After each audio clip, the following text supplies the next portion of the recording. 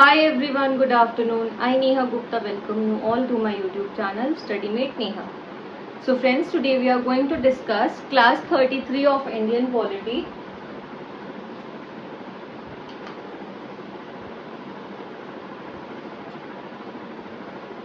And in today's class also we'll discuss some portion about fundamental rights only.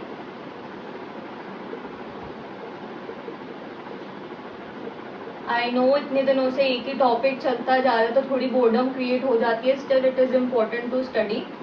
तो हमने अभी तक 6 तरीके के फंडामेंटल राइट्स पढ़ लिए. Right to equality, freedom, religion, right against exploitation, cultural and educational rights and right to constitutional remedies. हमने पढ़े 6 तरीके के. इक्वालिटी का, फ्रीडम का, to equality, to freedom, to religion and cultural and educational rights,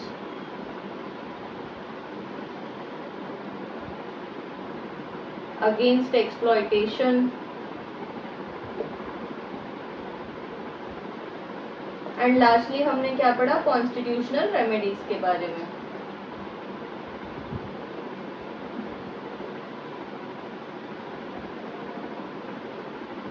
ये 6 तरीके के फंडामेंटल राइट्स हमने अपनी पिछली वीडियोस में डिस्कस करे.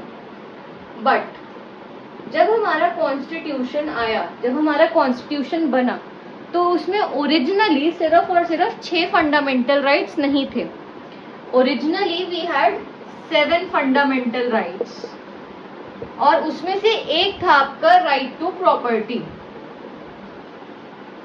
जो कि बाद में हटा दिया गया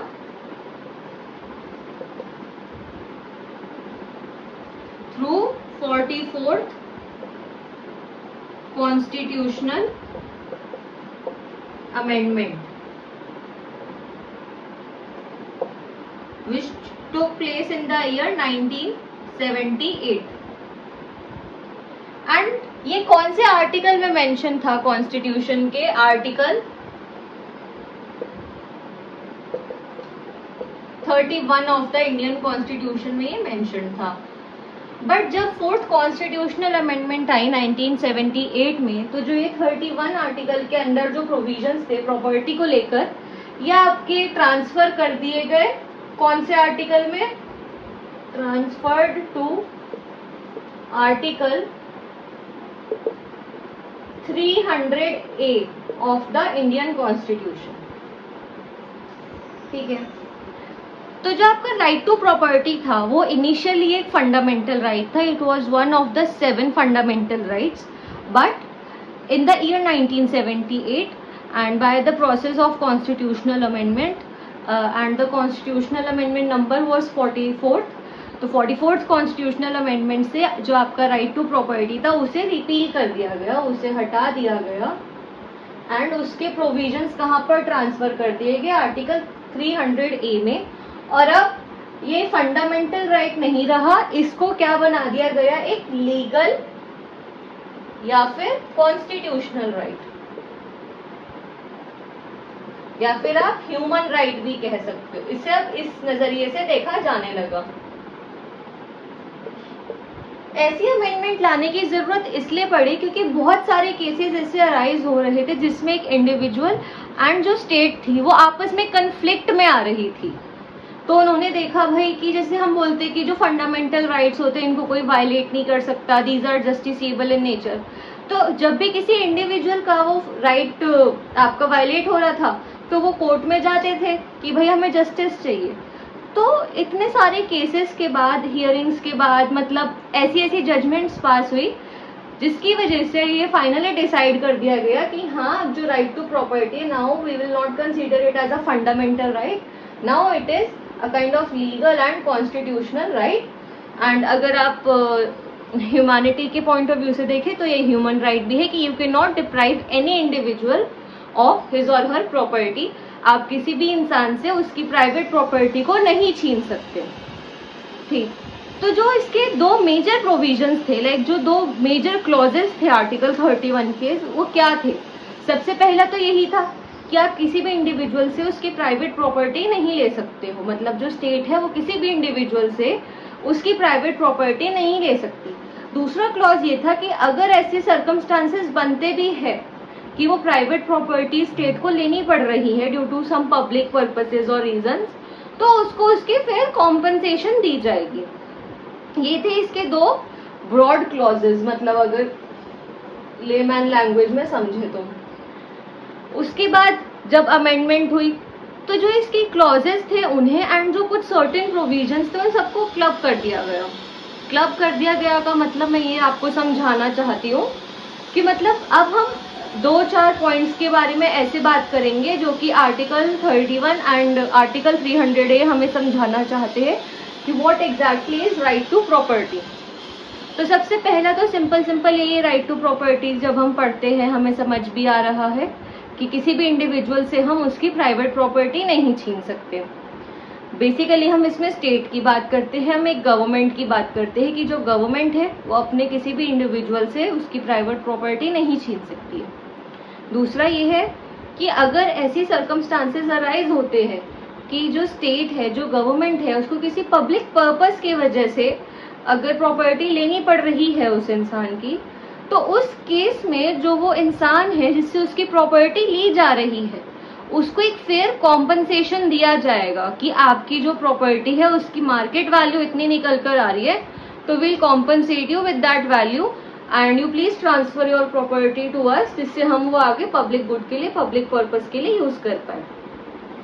तीसरा ये पॉइंट आया कि अगर जो इंसान है उसको ये सब डीलिंग समझ नहीं आ रही है तो एक इशू अराइज हो जाता है, एक डिस्प्यूट अराइज हो जाता है। तो अगर वो डिस्प्यूट अराइज हो जाता है तो आप वो कोर्ट के पास लेकर जा सकते हैं। देन जो कोर्ट है वो सारा मैटर स्टडी करेगा आपका। और एक बात ये इम्पोर्टेंट है, जब हम कॉम्पनसेशन की बात करते हैं तो कॉम्पनसेशन किस किस बेसिस पर करी जाती है कि वो जगह कहाँ पर लोकेटेड है एंड उसके आसपास क्या है, उसकी मार्केट वैल्यू कितनी है, उसके क्या एस्थेटिक्स है एंड उसकी कितनी यूटिलिटी है। तो ये जैसे लोगों के पास पहले बहुत बड़े बड़े खेत हुआ करते थे जब ये एक्सप्रेस वेज वगैरह नहीं थे तो जब ये एक्सप्रेस वेज वगैरह नहीं थे तो लोगों के पास बहुत बड़े बड़े एग्रीकल्चरल लैंड हुआ करते थे, ठीक है। बट जब एक्सप्रेस वेज कॉन्सेप्ट में आए, उनको जब बनाने का देखा गया एंड उन्होंने देखा कि एक स्टेट को दूसरी स्टेट से कनेक्ट करना है, एक जगह को दूसरी जगह से कनेक्ट करना है, तो इसका यही एक पर्टिकुलर रास्ता ज़्यादा कन्वीनियंट है। बट वहाँ पर एग्रीकल्चरल लैंड्स आ रहे हैं जो कि कोई प्राइवेट इंडिविजुअल ओन कर रहा है, तो उस केस में क्या करा गया, उन लोगों को बहुत अच्छी कॉम्पनसेशन दी गई। मतलब बहुत अच्छी कॉम्पनसेशन का मतलब ये है कि अब एक्सप्रेस वे तो बनना ही था, तो उन लोगों को बोला गया कि जो आपका लैंड है उसकी वैल्यू इतनी है एंड हम आपको उस हिसाब से पैसे दे देंगे, वी विल कॉम्पनसेट यू। तो ऐसे वो एक्सप्रेस वेज बनाए गए।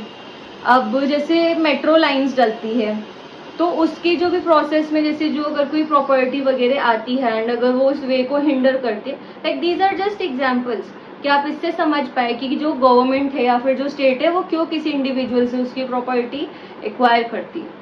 तो अगर आपको कोई मेट्रो लाइन डालनी है, अगर बीच में किसी की प्राइवेट प्रॉपर्टी आ रही है तो आपको वो जगह तो खाली चाहिए ही चाहिए, तो आप उसको बोलोगे ना कि आप ये प्रॉपर्टी हमारे नाम कर दीजिए सो दैट हम उसके साथ कुछ भी करें एंड जो आपकी प्रॉपर्टी की वैल्यू है वो हम आपको देने को तैयार है। तो यही आपका था राइट टू प्रॉपर्टी।